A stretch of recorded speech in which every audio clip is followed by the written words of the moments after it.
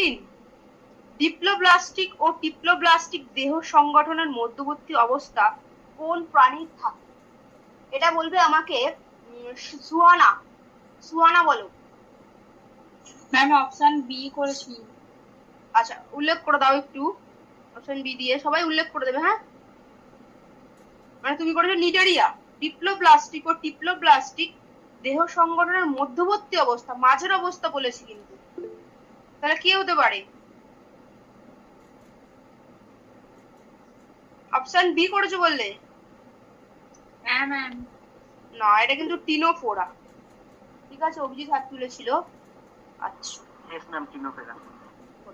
আচ্ছা নেক্সট 14টা অভিজিৎ বলবে টিনোফোরা চিরুনি প্লেটে থাকে 14। গমনের জন্য সিলিয়া। আচ্ছা একদম ঠিক, গমনের জন্য সিলিয়া। দেখো কোনো সমস্যা নেই, ধরো তোমার এটা হতে পারে কি আমি পারছি না, তাহলে কি আমি হীনমন্যতে ঢুকবো? একদমই নয়, তুমি জাস্ট ওইটা গোল করে রাখবে। তুমি ওই কোশ্চেনটা একটুখানি ক্লাস হয়ে যাওয়ার পর বাড়িতে তুমি দেখবে, ঠিক আছে? তোমার খাতায় নোট ডাউন করা আছে বা হচ্ছে তুমি ওটাকে তোমাকে নোট ডাউন করতে হবে, তোমাকে দিয়ে দেখতে হবে, ঠিক আছে?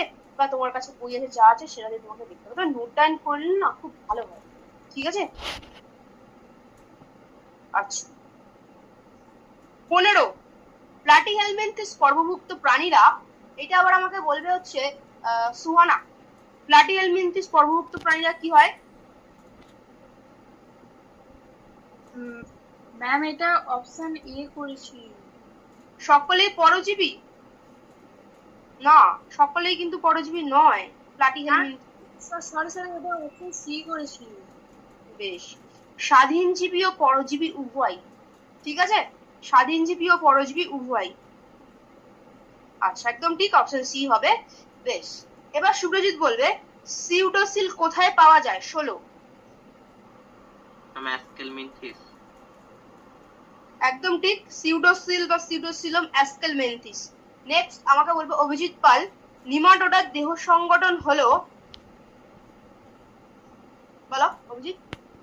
অপশন ডি অঙ্গ তন্তু স্তর। আচ্ছা অভিজিৎ বলছে অঙ্গতন্ত্র স্তর, একদমই ঠিক বলেছে, অঙ্গতন্ত্র স্তর। আচ্ছা অভিজিৎ কর্মকার বলো ভিতাকৃমি ও গোলকৃমির কোন বৈশিষ্ট্যটি সাধারণ বৈশিষ্ট্য? 18 পরজীবী। পরজীবী, তাই তো? পরজীবী তো